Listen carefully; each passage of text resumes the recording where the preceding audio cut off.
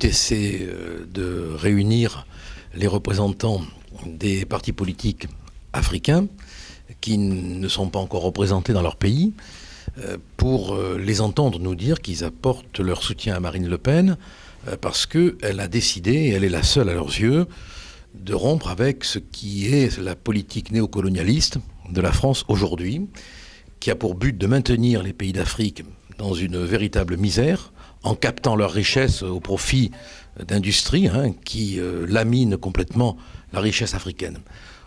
On est conscient que l'industrie mondiale, européenne, française, capte les cerveaux, les richesses, les terres d'Afrique. Et que tant qu'on n'aura pas définitivement rompu avec ce système de captation économique, l'Afrique ne sera pas aux Africains. Et les gens qui viennent ici ce soir, en retard, mais ça, c'est un peu une habitude, vont expliquer que le seul programme politique auquel ils adhèrent, pour que l'Afrique retrouve une démocratie, c'est le programme de Marine Le Pen, parce qu'il est le seul qui introduit une rupture avec ce néocolonialisme politique, électoral, puisqu'on se permet même d'imposer des chefs d'État aux Africains, malgré le suffrage, et tout cela dans la bonne conscience, alors que ça cache en réalité des dessous financiers considérables. C'est la seule politique qui peut permettre de rompre avec ce cadenas néocolonialiste. Mais n'est-ce pas une rencontre inattendue compte tenu des propositions de Marine Le Pen sur l'immigration ? Donc, est-ce que c'est pas embarrassant, gênant, contradictoire par rapport au discours qu'elle tient ? Non, parce qu'il n'y a absolument aucune agressivité, aucun manque de respect à l'égard des populations qui viennent de l'immigration. Bien au contraire, c'est l'occasion de réaffirmer que pour nous, tout homme, d'où qu'il vienne, est respectable, mais que malheureusement on est soumis ici et là à des enjeux économiques lourds, et que si on permet à l'Afrique de vivre de ses ressources sans la piller, les Africains seront heureux chez eux et l'Afrique sera aux Africains. Ce qui, de fait, aura des conséquences sur l'immigration. On sait que c'est la misère, que c'est la souffrance qui pousse les peuples à immigrer. Et que si on pouvait leur permettre de vivre chez eux, ils seraient plus heureux dans leur contexte qu'ici, où la pauvreté frappe de plus en plus et ne les épargne pas. Donc l'un des moyens de régler le problème des flux migratoires, c'est de permettre aux Africains de vivre décemment chez eux. Et le seul moyen d'y parvenir, c'est de rompre avec cette politique néocolonialiste qui fait que les entreprises s'installent en Afrique avec des liens évidents avec la grande finance pour capter, dans des conditions qui sont ignobles, les richesses de ces pays. Ce qui fait qu'il y a des pauvres.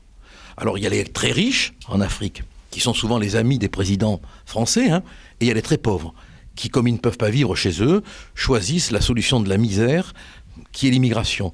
Et vraiment, c'est avec un regard de compassion qu'on analyse cette situation, et on se dit que le seul moyen, c'est de permettre que l'Afrique soit enfin, après la décolonisation, enfin aux Africains, voilà.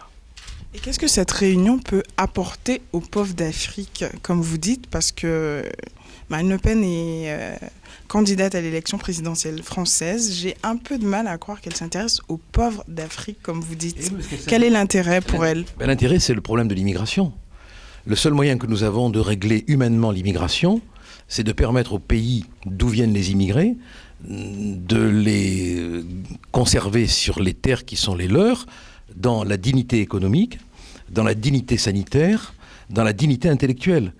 Or, ces peuples ne peuvent offrir à leurs ressortissants ces évidences que si on leur permet de libérer leur économie. Tant qu'il y aura la mainmise sur les richesses des pays d'Afrique, les Africains seront des pauvres. Or, si on libère l'économie africaine, les pauvres seront moins pauvres. Les riches seront peut-être moins riches aussi parce qu'il y aura moins de complicité. Voilà, c'est tout. Le but de cette réunion, c'est de faire comprendre que si on arrive à déverrouiller le cadenas économique, les Africains pourront reprendre la plénitude de la possession de leur territoire. Voilà, c'est tout simple et c'est pour moi une évidence. Dernière question, Marine Le Pen compte aussi réduire l'immigration légale parce qu'il ne s'agit pas pour elle que de limiter ou stopper l'immigration illégale. Dans ce cas-là, il y aura aussi des frustrés qui pourront pas aussi venir en France parce qu'elle limitera un quota spécifique d'étudiants étrangers, selon ce qu'elle a dit. Donc, de toute façon, il y aura des déçus. Non, mais si on donne à l'Afrique, dans le cadre de la francophonie, avec des aides ciblées, en faisant attention qu'elles ne partent pas dans la poche de quelques dictateurs, parce qu'on s'est rendu compte ces derniers temps quand même qu'il y avait des avoirs qui étaient colossaux à l'étranger, chez certains chefs d'État. Si on permet à l'Afrique d'avoir ses universités, je ne vois pas pourquoi les Africains, sauf s'ils le désirent, et à ce moment-là, si leur demande est justifiée, il n'y a pas de raison de ne pas les accueillir. Je ne vois pas pourquoi ils ne préféreraient pas faire leurs études en Afrique plutôt qu'en France. Est-ce encore une stratégie de dédiabolisation par le FN ? Non, parce que le diable, malheureusement, nous accompagne du soir au matin, et donc vous avez devant vous un homme enflammé par la couleur du diable, vous voyez. Je vous remercie. Vous pourriez juste vous mettre à la hauteur du mur et regarder vers moi, s'il vous plaît.